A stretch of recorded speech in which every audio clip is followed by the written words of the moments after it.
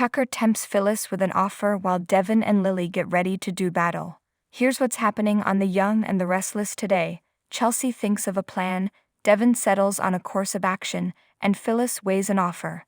Daniel approaches Phyllis at Society and requests an invitation to join them. She doubts her sanity and her employment and wonders if he would tell her she's crazy. All Daniel has to know is that she can stop holding a grudge towards Diane.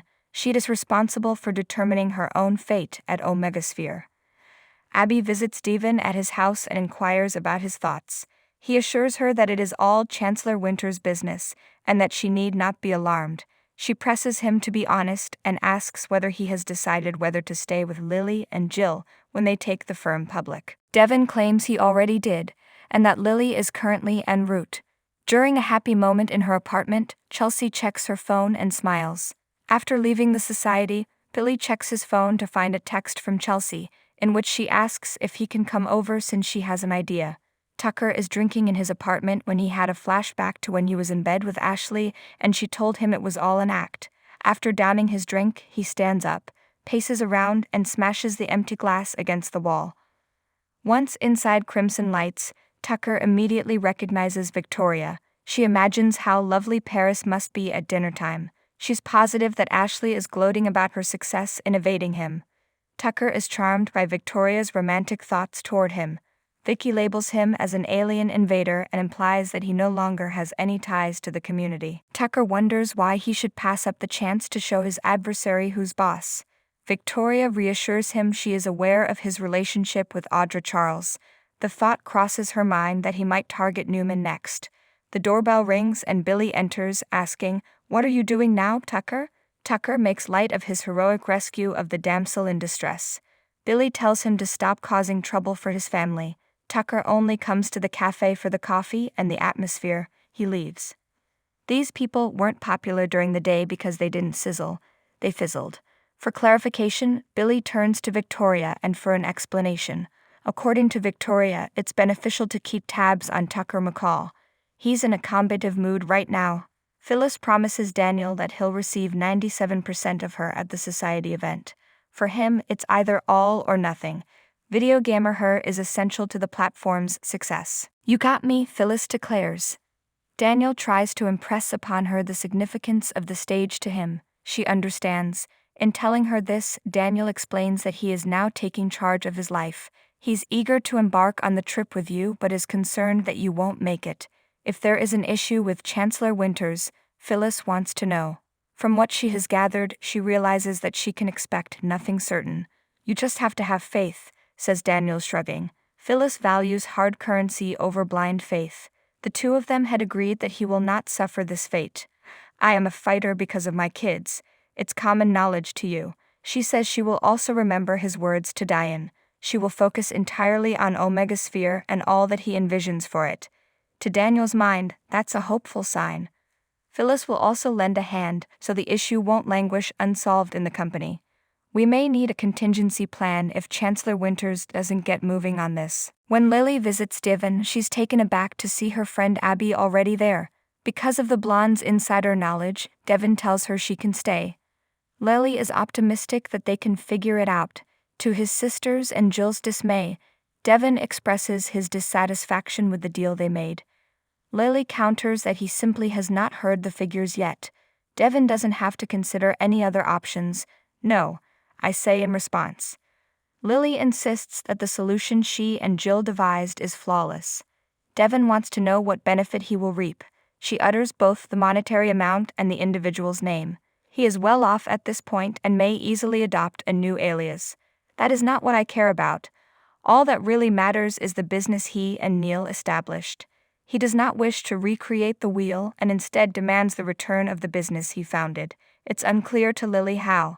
At this point, Devon interjects that she can only see things from her own viewpoint. She brings up the fact that that's what Nate said about him, and he needs to remember it. Devon is frustrated because she won't let him take the successful business he helped build. Lily is attempting to play nice. Even Devon is interested in equity. Whatever she and Jill reasonably request, he will pay. "That's pretty much my only choice." Before going public, Lily assures him Jill will not divide the businesses. Okay, Devon says in response. The next step is a trip to court. Lily probes, do you really want to let attorneys determine this? As she addresses Devon, Devon claims that they are coercing him. Lily is angry because he has withdrawn from their merger, which she believes would harm Catherine's and Neil's legacy. Devon has a different opinion. Because he is backing out, he believes he is protecting children from being given to strangers they don't know and trust. How many times he will have to explain it to her, he has no idea. Lily regrets that things have come to this and storms out. Abby's worried stare toward Devon. Victoria, while sitting on the patio of the Crimson Lights, asks Billy why Tucker won't just leave town. There's something he's after. So the real question is, Billy inquires as to how she is doing, and the topic quickly shifts to the upcoming pizza night. He forewarns Johnny that he has another plan for them to enjoy together. Victoria cries foul, claiming this is unfair to her. Billy says that his success in adapting to his new environment is a reflection on her parenting skills. As Victoria moans, this has been so difficult. She's giving it her all, but it's challenging. Billy assures her that the present she is about to give to Chelsea, Connor, and Johnny is fantastic. He's cognizant of the sacrifices she's making, but promises to support her in any way he can so that the kids can thrive. You run the show, right? He has Victoria's gratitude. Tucker reappears to tell Victoria that Billy hasn't returned after he departs.